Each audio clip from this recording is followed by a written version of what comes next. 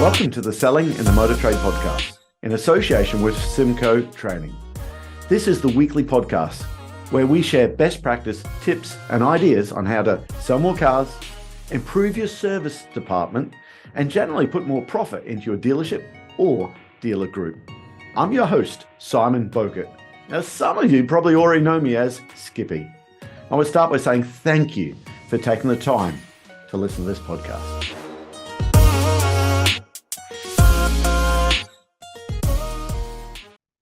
Hi, welcome to a new episode of Selling in the Motor Trade. Now, I'm recording this on the 2nd of January. So this time of year, I always love to talk about goals. Now's the time of year that you got over all your Christmas and putting on too much weight, and I've done that as well. We've all done that. And we sit down and think, okay, what are we going to do? Now, to be fair, Emma and I, we like to do this between Christmas and New Year, so we'd hit the deck running, okay? But you might be a salesperson, listen to this, you're in a car dealership as a manager, a line manager. It's all about goal setting and working out what you want to achieve for 2024. And I'm sure if you listen to this podcast, a lot of you guys, you've heard about SMART goals. And I'm sure I've talked about it on one of the episodes. A SMART goal, okay, or smarter goals, or there's so many different permutations. It needs to be specific. It needs to be measurable, achievable, realistic, and timed, okay? However, I want to add to this, okay? With goal setting, okay, I want you to sit down and dream and work out exactly what you want to achieve in 2024. And then think about 2029, 5 years down the track. Where are you going to be? Okay. I want you to dream and visualize and picture where you want to be. But then I urge you to look at process goals, not outcome goals. Now, this I learned from a lady called Deb Jenkins. So I wrote the book, Words That Sell Cars. And I tried to write that book for 5 years, and I just couldn't get it done. So I met this lady called Deb Jenkins, and she said, "What you need, love, is some goals." I said, yeah, Deb, so I've got goals. I train goal setting for a living. And she said, "Oh, but love, you've got a outcome goal, not a process goal." I said, a what? She said, "You can see it finished, can't you? On the bookshelf, all ready to go. What you need is a process goal." "How big is this book going to be?" "I don't know, this thick." She said, "That's about 60,000 words. Okay. So you need to do this within 6 months.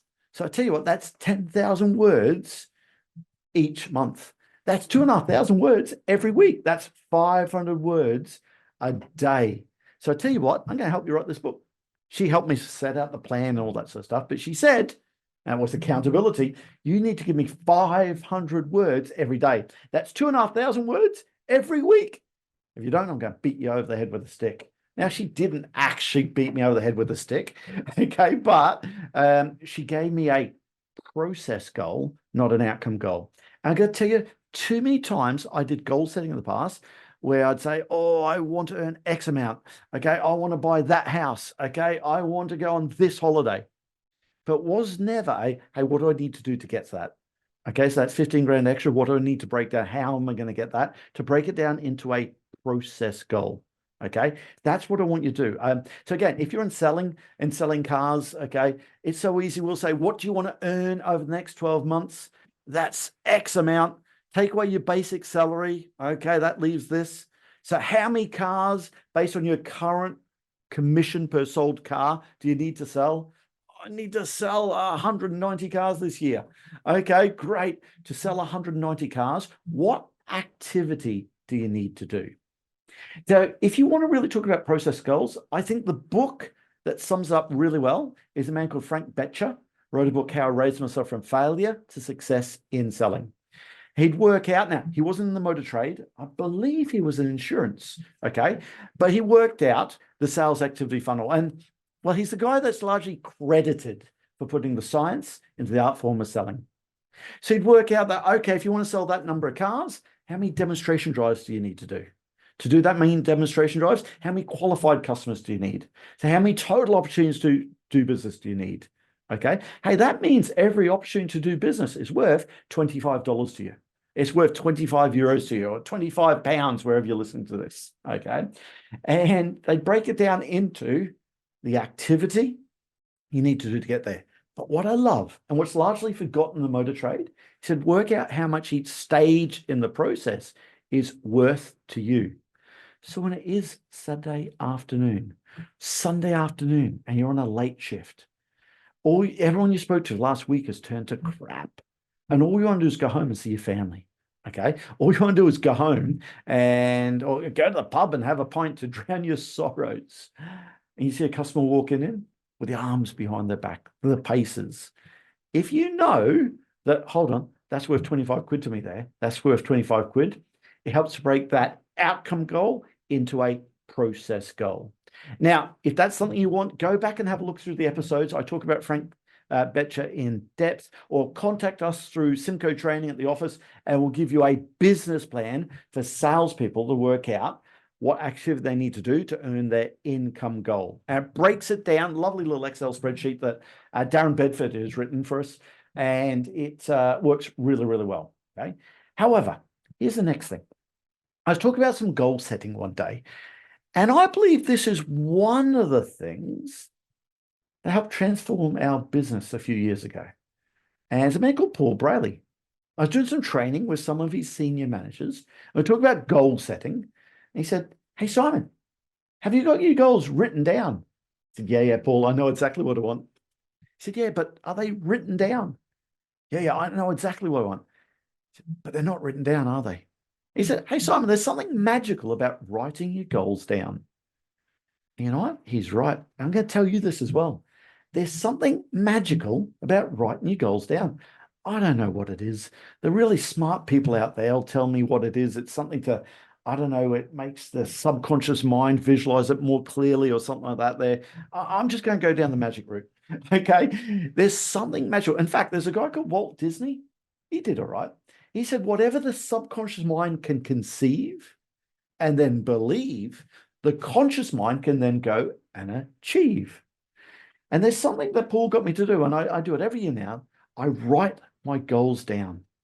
I just don't write down the outcome goal now. I write down, okay, that's that particular property I want to purchase. That's that business I want to purchase. But then I don't just do that. I say, okay, what activity am I going to have to do to get that? Okay, I'm going to have to speak to X number of these companies. I'm going to have to go and view this number of people. I'm going to have to go and work out what activity I need to do.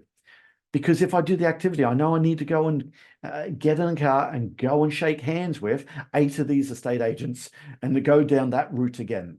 Okay, I need to physically go and do that activity to go and buy that new investment property I want.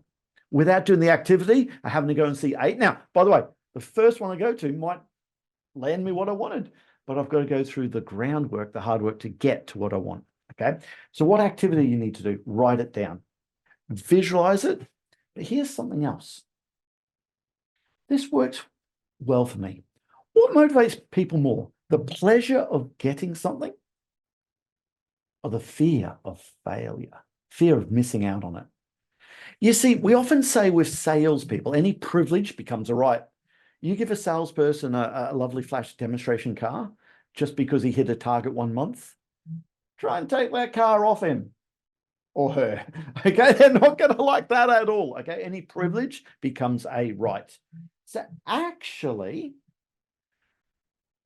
what does it look like if you miss your goal? That might work better for you. Okay, if you can't get that goal. Okay, what does failure look like? Doesn't that motivate some people more? I tell you what, Simco Training, we've been going for 23 years now, 24 now it's going to be. We're going into our 24th year. And many times in the first 2 or 3 years, a lot of people say, oh, how do you start the training company? Hey, let me tell you, first 3 or 4 years, I was mad to continue. Okay, it would have been so much easier to take a job as a back in the dealer group, and I had lots of opportunities to do that. And you know what? I probably should have taken some of them just on logic. But I didn't, and I'm so glad I didn't, okay? Because it was the fear of failure. If I did that, hold on for a second, I can't even run a sales training company. I can't sell enough contracts. I don't have the right to teach selling if I can't sell training contracts. Okay. So the fear of failure almost keeps me going more. So if your goals, I ask you to think about, what does failure look like?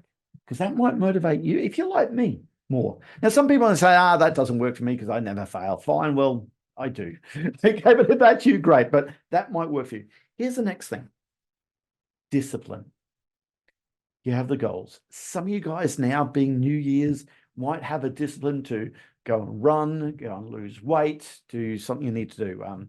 If you look at the gyms at the moment, you can't get into gyms because they're packed through New Year's Eve revolutioners or whatever they call them, those people there. Now, apparently the worst time to lose weight is the 1st of January because everyone's trying to do it. Okay. However, the fear of not achieving that goal might help you get there, but also you need the discipline to put those running shoes on. And so many times you hear people, it works well for a week, 2 weeks, 4 weeks. And then about March time, how many people are still doing what they promised they would do? Hey, listen, I'm the same on lots of different things. Okay. And I say, yeah, I'm going to actually do that with the business there. I've got all good intentions. By March, we were going to do that. Why are we not doing that now? Because it fell by the wayside. Because I tell you what, the things that are really, really important for long-term success are rarely urgent. All the things that are urgent are often not important for long-term success. And I don't believe we're lazy people. I know I definitely don't feel like a lazy person. I'm still working my bum off all the time, but I don't do these other things I said I was going to do because life takes over, other priorities take over. So actually, the fear of failure might help you a little bit more to get there. And that discipline, with that discipline, maybe, and I can't remember who I heard this from, but some podcast somewhere there, is if you want to do, I don't know, push-ups, and you're going to do push-ups every day to get your fitness back in position. If you do push-ups when you get around to it, you might never do it. But actually, if you're going to do your push-ups every day, why don't you do it when you clean your teeth? Because to clean your teeth is something that's a habit you do all the time. You do it currently anyway. Okay. And just turn around and say, hey, before I clean my teeth, I'm going to drop down and do the push-ups I said I was going to do. Because if you attach the new habit, the new discipline to something you've got already, that will become your new discipline. I've heard some very smart people say that do anything for 28 days, a new habit forms. So actually, if you've got your habit of brushing your teeth, I'll just use that as an example because that's something that most people do every morning, every night. I know I do. Okay. So actually, if you want to do something, attach it. If you want to read, attach it to the habit of something else that you're doing currently. See if that one works for you. And let me tell you, discipline is the real key to goal setting. You can write goals, smart goals. You can have process goals, not outcome goals. You can visualize them. You can sit down there. But without the discipline of fucking doing the work, you ain't going to get there.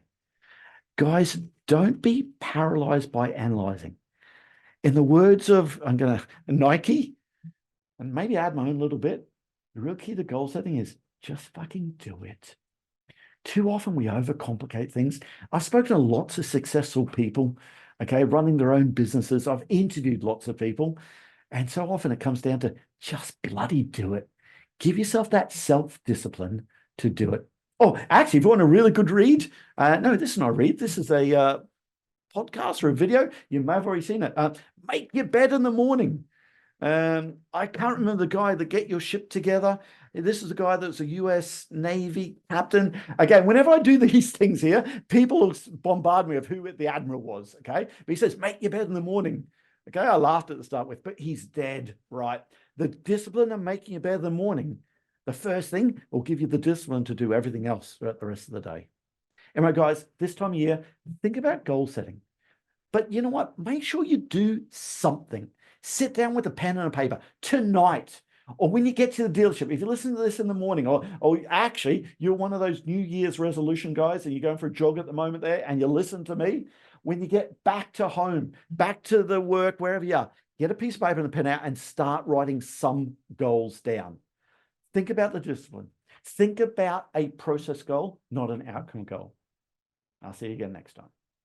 That just leaves me to say that all details of this episode and other episodes on the selling in the motor trade can be found on our website, simcotraining.co.uk. Go there to get a copy of our book, Words That Sell Cars. Go there to sign up to a free trial of our Sales Fitness online sales training program. Easiest way to get hold of me is Simon Bowkett through LinkedIn. Thank you.